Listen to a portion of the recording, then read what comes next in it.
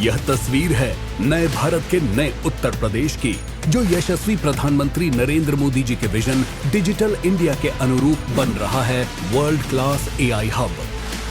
विकसित Bharat new India की ये यात्रा डिजिटल इंडिया के साथ कदम से कदम मिलाकर पूरी होगी। शिक्षा, चिकित्सा, कृषि और सुरक्षा जैसे क्षेत्रों में आर्टिफिशियल इंटेलिजेंस का समावेश कर नागरिक सेवाओं और सुविधाओं को मिल रही है नई दिशा। जन कल्याणकारी योजनाओं में पारदर्शिता, उत्पादकता और प्रशासनिक दक्षता को नए आयाम दे रहा है एआई का उपयोग। माननीय मुख्यमंत्री योगी आदित्यनाथ जी के यशस्वी नेतृत्व में कानून व्यवस्था और महिला सुरक्षा में एआई का समावेश निभा रहा है महत्वपूर्ण भूमिका। 17 नगर निगमों और गौतम बुद्ध नगर में एआई सक्षम CCTV, facial recognition, number plate tracking और एसओएस अलर्ट सिस्टम जैसी सुविधाओं ने सुगम यातायात में निभाई है उपयोगी भूमिका। चिकित्सा, रिसर्च और हेल्थ डेटा एनालिटिक्स में एआई और मशीन लर्निंग का उपयोग दे रहा है बेहतर नतीजे। 500 कॉलेजों में मुफ्त एआई कोर्सेज किए जा रहे हैं संचालित। यूपी एग्रीज प्रोजेक्ट के तहत एआई आधारित स्मार्ट सिंचाई, ड्रोन मैपिंग, कीट पहचान और डिजिटल मार्केट एक्सेस जैसी तकनीकों से जोड़े गए हैं 10 लाख अन्नदाता। इंडिया एआई मिशन के अनुरूप देश की पहली एआई सिटी के रूप में विकसित हो रही है राजधानी लखनऊ। एक एआई सिटी के रूप में भी लखनऊ को आगे बढ़ाने का कार्य डबल इंजन की सरकार कर रही है। चकबंदी और भूमि अभिलेखों के लिए सैटेलाइट इमेजिंग से विवाद रहित भूमि वितरण हुआ है सुनिश्चित। एआई प्रज्ञा के अंतर्गत 10 लाख से अधिक नागरिकों को AI, machine learning, data analytics और साइबर सुरक्षा में किया जा रहा है प्रशिक्षित। पारदर्शी प्रशासनिक व्यवस्था में एआई के प्रभावी उपयोग के लिए 30 विभागों के अधिकारियों को किया गया है प्रशिक्षित। नए उत्तर प्रदेश में एआई आधारित डीबीटी प्रणाली ने फ्रॉड डिटेक्शन और डेटा एनालिटिक्स को दिए हैं नए आयाम, तो वहीं एआई आधारित प्रश्न बैंक ने निष्पक्ष और पारदर्शी पुलिस भर्ती से युवाओं के हौसलों को दी है नई उड़ान। क्राउड मैनेजमेंट एआई के उपयोग ने सुरक्षा व्यवस्था को दी है नई पहचान। तभी तो कहते हैं काम दमदार, डबल इंजन सरकार। नमस्कार, स्वागत है आप सभी का। आप देख रहे हैं एनएमएफ न्यूज, आपके साथ मैं हूं नम्रता चौधरी। और आज हम एक ऐसे शख्स का जिक्र करेंगे जिसकी तस्वीरें इस वक्त आप अपनी स्क्रीन पर देख रही हैं। और मैं आपको इससे पहले नाम बताऊं, जो देश का जेनजी है वो इन्हें बहुत अच्छे से जानता है और उन जेनजी के पेरेंट्स भी इनको बहुत अच्छे से जानते हैं, पहचानते हैं। विकास दिव्यकीर्ति इनका नाम है और दृष्टि आईएएस के नाम से कोचिंग संस्थान इनके द्वारा संचालित होता है। हालांकि दृष्टि आईएएस हमने देखा है कई बार विवादों में रहा है, लेकिन जिस तरीके से ये अपनी बात रखते हैं या स्टूडेंट्स को लेकर अपनी बातों को आगे रखते हैं, कई बार ऐसा होता है कि देखा गया है कि पसंद के साथ साथ इनको विरोध का भी सामना करना पड़ता है। एक बार फिर दृष्टि आईएएस विवादों में है क्योंकि जुर्माना लगाया गया है 5 लाख रुपए का। और आरोप यह लगाया गया है कि 2022 में जो यूपीएससी के रिजल्ट आए थे उसके बाद इन्होंने इस तरीके से प्रचार किया कि इनके संस्थान ने 216 से ज्यादा बच्चों को चयनित कराने में मदद की, यानी इस तरीके से पढ़ाया कि इनके यहाँ के 216 से ज्यादा बच्चे सिलेक्ट हो गए। जबकि ये जो भ्रामक विज्ञापन है ये पूरी तरीके से, जैसे कि मैंने भ्रामक ही शब्द का इस्तेमाल कर लिया, ये पूरी तरीके से फर्जी निकला है। सीसीपीए ने बाकायदा नोटिस जारी किया है, 5 लाख का जुर्माना लगाया है। पंकज जी, ये जो पूरा किस्सा हुआ है इससे मुझे वो विक्रांत मैसी वाली वो पिक्चर याद आ गई। जब उनका सिलेक्शन हो जाता है तो उनको भी ऐसे ही ऑफर मिलते हैं कि इतने पैसे ले लो तो आपका पोस्टर लगा देंगे। एक्चुअल में ये सब चीजें होती हैं, कम से कम इस केस को देखकर तो ऐसा ही लग रहा है। होती हैं।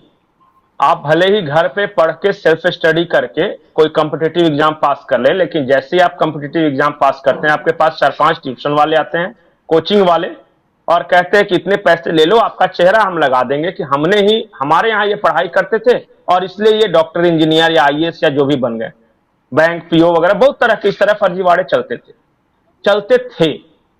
लेकिन जब नरेंद्र मोदी की सरकार आई तो इन्होंने कहा कि ये तो गलत है ना। आप पता चला कि 1000 लड़कों को पढ़ा रहे हो, उसमें से 5-10 लड़के खुद से ही अपनी मेहनत की बदौलत अगर कॉम्पिटिटिव एग्जाम पास कर रहे हैं, अगर फिर भी उनका लगाओ तो जायज है। लेकिन इधर उधर से जुगाड़ करके और फॉल्स क्लेम करो तो ये एक तरह से भ्रम पैदा करने वाली बात है। तो एक नियम बनाया।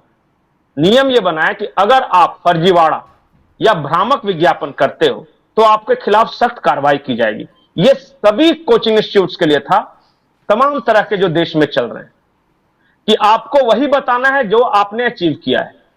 आपको फेंका फेंकी नहीं करना है कि हम बहुत महान हैं और हमने ये सब कर लिया।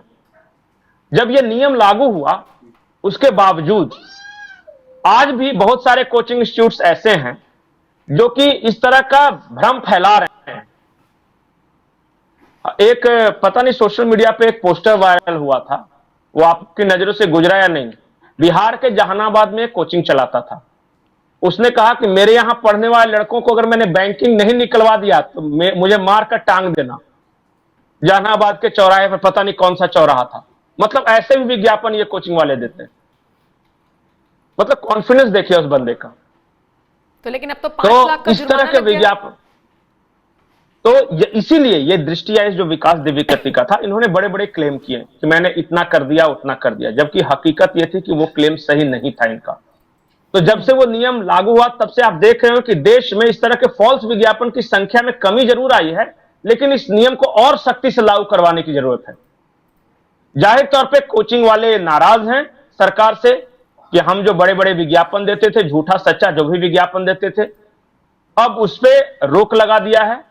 विकास दिव्यकीर्ति इससे पहले 3 विवादों में और फंस चुके हैं। ये जो बेसमेंट वाला विवाद था, आपने वो दिखाया भी था, कवरेज भी किया था। वो जो यूपीएससी के छात्र हैं वो प्रोटेस्ट पे उतरे थे विकास दिव्यकीर्ति के खिलाफ। उन बच्चों में तो बहुत आरोप ये भी है जी, वो दिल्ली वाला केस ना, जहां पे बेसमेंट में पानी भर गया था। बिल्कुल बिल्कुल। मतलब वो इतना बड़ा केस हुआ, और फिर जब मैं खुद ग्राउंड जीरो पर गई, मैंने देखा कि ये कोचिंग कैसे चलते हैं मुखर्जी नगर और इन सब में। मतलब अंडरग्राउंड बच्चे, वहां पानी भर जाए, कुछ भी कभी भी कुछ भी हो सकता है। सुरक्षा का कोई पैमाना नहीं था। नहीं, अब कोई भी जाके देख सकता है ना, कोई भी देख सकता है। तीसरा इन पे आरोप ये था, ये तो एक तो दृष्टि जो फॉल्स क्लेम करता है उस पे आरोप, दूसरा इनका जो कंडीशन जैसे वो पढ़ाते हैं। केस पढ़ रही हूँ कि सीसीपीए ने 2021 में भी इनके ऊपर 3 लाख का जुर्माना लगाया था।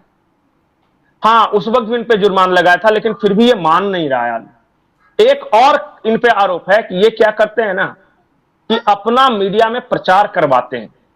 अच्छा, मीडिया में एक देखिए बैनर पोस्टर लगाना, फॉल्स क्लेम करना, वो ये पैसे देकर ऐसे प्रचार करवाते हैं जो कि सही नहीं रहे। जैसे कि इनडायरेक्टली आपको लगेगा कि विकास दिव्यकीर्ति को इंटरव्यू दे रहा है किसी चैनल को, लेकिन ये आरोप है कि वो कई बार पेड होते हैं कि इनकी छवि को बढ़ाने के लिए, इनके कोचिंग इंस्टीट्यूट की छवि को बढ़ाने के लिए। और बाकी तो ऐसे बहुत सारे आजकल टीचर्स वो रील्स वील्स अपना बना बना कर डालने लगे हैं। वो तो खैर बहुत सारे मिल जाएंगे आपको, रीलबाज टीचर। तो मतलब इनकी जो हम रील्स देखते हैं वो भी प्रचार का ही हिस्सा है। हाँ, प्रचार का हिस्सा है। वो बाय पेड होता है। वो कभी कभी छात्र करते हैं, कभी कभी ये पैसे देके करवाते भी हैं। तो ये तरीका है आजकल के प्रचार का। लगे कि बहुत बढ़िया टीचर है, बहुत ज्यादा, लेकिन 2-2 बार फाइन भी लग चुका है। 2021 में भी लगा था शायद, और ये अभी 2025 में भी। तो इसका कोई क्राइटेरिया हमें क्या करना है ना, 2 बार लग गया, 3 बार लग जाए, कितनी भी बार जुर्माना ही लगता रहेगा? हाँ, फिर तो एक्शन नहीं, उसमें यह है कि उसमें यह है कि अगर लगातार 3 बार आप पे जुर्माना लग गया, आपने फॉल्स क्लेम किया है, तो आपका कोचिंग इंस्टीट्यूट सील भी हो सकता है। ये प्रोविजंस हैं उसमें, क्योंकि आप आदतन फिर ठग हैं। एक हुआ कि चलो भाई गलती से मैंने कर दिया तो एक बार फाइन लग गया तो मैं आगे सुधर गया, लेकिन आप बार बार वही गलती कर रहे हैं, इसका मतलब कि आप फ्रॉड हैं सरकार की नजरों में। तब आपके कोचिंग इंस्टीट्यूट को सील किया जा सकता है। ये है नियम उसमें। अब देखिए, एक तो बड़ा चेहरा है, बड़ा नाम है, आ गया। इस तरह के फाइन्स बहुत सारे छोटे मोटे कोचिंग इंस्टीट्यूट पे भी लगे हैं। सही बात है। ये हमें कोचिंग पढ़ाना है बच्चों को तैयारी करने के लिए, हमें कोचिंग माफिया को नहीं प्रमोट करना। दोनों में फर्क है, कोचिंग माफिया में और कोचिंग पढ़ाने वाले एक जेन्युइन टीचर में। अधिकतर जिनके हम रील्स देखते हैं या जिनका बड़ा प्रचार तंत्र है वो कोचिंग माफिया है अधिकतर। जाहिर तौर पे इनके पास पैसे भी ज्यादा हैं, मीडिया कवरेज भी ज्यादा है, इनके रीलबाज रील्स बनाने वाले टीम पूरी की पूरी बैठी हुई है। लेकिन पंकज जी, रील्स में आना या वहां पर आकर कोई अभद्र टिप्पणी बुरा नहीं विकास है। दिव्य कीर्ति को मैंने करते हुए कभी नहीं देखा। ऐसी बातें बताते हैं नहीं, जिनसे लोग मोटिवेट होते हैं। हाँ, अगर ये फॉल्स क्लेम किया गया है, जैसे कि जुर्माना लगाया, तो भाई निश्चित तौर पर उस पर तो सवाल उठने चाहिए, कार्रवाई होनी चाहिए। लेकिन कोई अगर अपना प्रचार कर रहा है तो उसमें दिक्कत क्या है? अलग अलग तरीका है, नहीं, कोई प्रचार फ्लैश में लगवा दिक्कत लेता नहीं है, है। कोई पैसा देकर कहता है मुझे प्रमोट कर दो। प्रचार में दिक्कत नहीं है, हम्म, रील्स बनाने में दिक्कत नहीं है, लेकिन प्रचार को प्रचार कहकर प्रमोट किया जाए तो सही है। हम्म, आप कभी कहते हो कि हम ऑनलाइन क्लासेस में वो कर रहे हैं। अभी इन्हीं विकास दिव्य कीर्ति का वो राम सीता को लेकर एक प्रकरण था, वो भी एक ठीक विवादों है, में आया था। ठीक है, ठीक है।